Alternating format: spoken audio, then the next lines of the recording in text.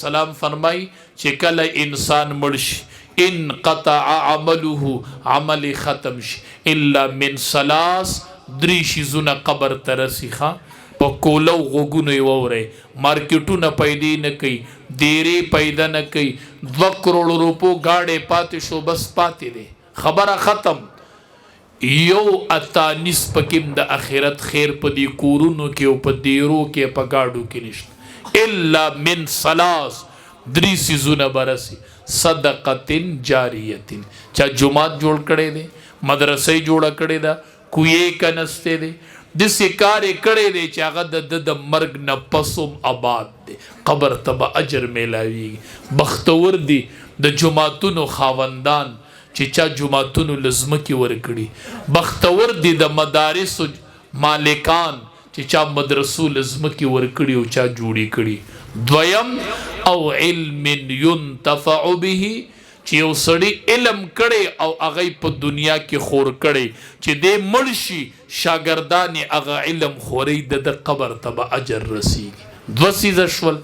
صدقه جاریه دې کړي دا بابا جماعت ته جوړ کړي دې مدرسه دې جوړه کړي دا یتیم خانه دې جوړه کړي دا نه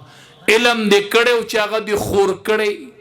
امام بخاری رحمت الله علیه چې وفات کېدو 90,000 شاگردانی پری خودو لزر کم 100,000 دریم ولد صالح يدعو له چې سړی نیک بچی پریدي او هغه د مرګ نه پس پلار او مور ته دعاګانې کوي دا د اخرت لویه ګټه ده یا صدقه جاریه یا علم نافع یا ولد صالح يدعو له نیک بچی پری خودی هغه د مرګ نه پس بابا له دعا کوي د مرګ نه پس مور ته دعا کوي بچوړو پتا سو چې پلاران سبق وي د پلار مطلب دا دی زب نه یما او د بچی به ما ته دعا کوي زب نه یما او بچی به د قران کریم تلاوت کوي او ما ته به دعا کوي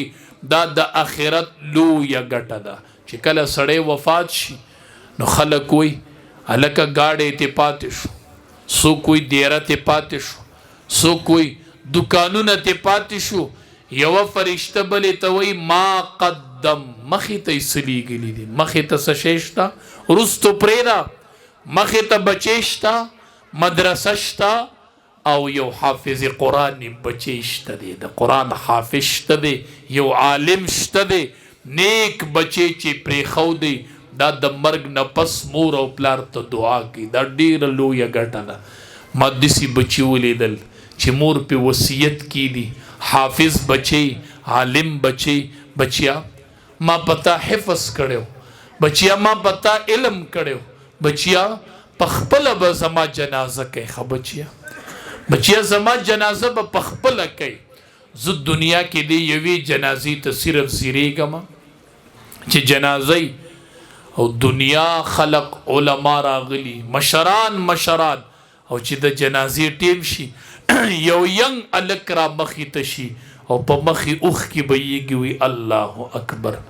زم شاته لوی علما ولاړ ما ته وی مولانا صاحب شته دی علما خدا کوم زنانه چې مړه ده دا د دې خپل حافظ قرآن بچی دی نن د خپل مور جنازه دا عالم بچی دی نن د خپل پلار جنازې ته ولاړ دی اخیره تکبیر وای او په مخې اوخ کې را روانې دي وی اللهم اغفر لابي رب زما پلارو بخي رب زتا ته دا قرآن په وسیله کې پیش کوم رب پلار مې وبخي اللهم اغفر لابي اللهم اغفر لامي دا لویه ذخیره ده داسې وخت را روان دی پلارانو یقین می نشي چې بچی دی په جنازه کې ودرېږي یقین می نشي چې بچی دی په جنازه کې شریک شي وای بچی فارغ نه یما او جنازه وکي پلار یقین می نشي چې بچی دی په جنازه کې ودرېږي زتا له دسی بچی تیاروم پلارا چې هغه بستا جنازه کې او په جنازه باندې ولاړ ما دسی بچی لیدلې دی چې د مور د قبر کوس سر ته ولاړ دی خزی ته ولاړ دی وی آمن الرسول بما انزل الیه من ربه والمؤمنون کل آمن باللہ وملائکته وکتبه ورسله لا نفرق بین احد من رسله. د مور قبر ته ولاړ دی، آخری رکوع د سوره بقره تلاوت کوي او منس کې غلیب اونیسی په جړاش او د مور کوس سر ته ولاړی،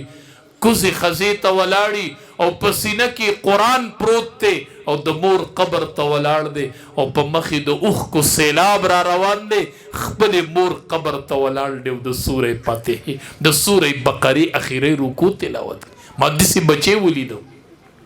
ما داسې بچی لیدلی دی چې جنازه وشي زه ورته وایم ځه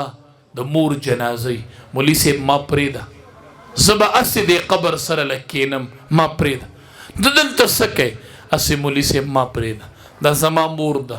دی په ما حفظ کړی، دی زه مدرسې ته لېږلی وم، دی ما له جامې برابرولې وه، دی به زه رسختولمه، دی به زه په یو مخ او په بل مخ کولولمه او ما ته به یې دا وي بچیا ته زما د آخرت ګټئ بچیا. مولي صاحب ما پرېږده، هسې به زه د ښځې سره ناست یم، ما هسې پرېږده، زه به هسې د ښځې سره ایثار یم، زه تا له داسې بچې تیاروم. ښه سبا به ته نه یې او دا بچې به دې په تراوو کې قرآن واورئ، د الحمد نه به یې شروع کړي، په والناس به یې ختم کړي او چې تراوو کې قرآن واورئ سیده د جومات نه راوځي مقبرې ته لاړ شي او د مور د قبر خواته ودرېږي، د پلار د قبر خواته. په دغه ټیم کې چې دا بچې دعا کوي د دې به څه حال چې ټول قرآن په تراوو کې اورولی او رب ته دغه قرآن وسیله کړي چې ربه زما مور به نه عذاب کوي، زما پلار به نه عذاب کوي. دا لویه ګټه د پلارانو. زه د تعلیم خلاف نه یم،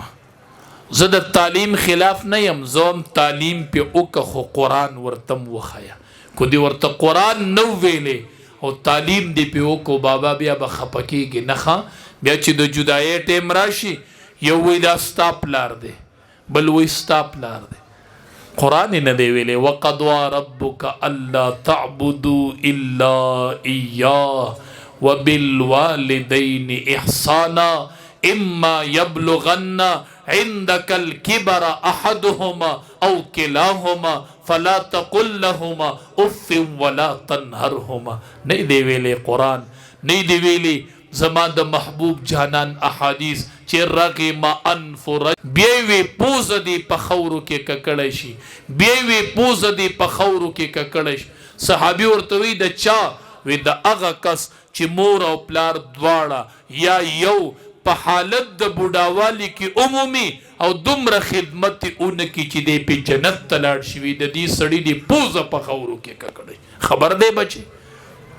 نو یو وی ستا پلار دی، بل وی ستا پلار دی. بابا چې ما دله تیار کو دا فقیر ملنګ مولا انشاءالله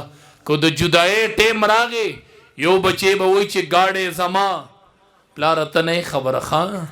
3 ورځې چې وشي نو بچی په مال راون خریب جګړې شي پې یو وی دا زما بل وی دا زما ته نه خبر بابا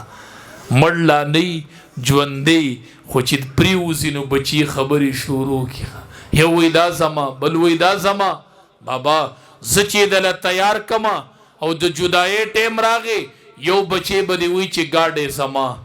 بل به وی چې پټې زما او ما چې تیار کړی اب را پاسی چې پټې ستا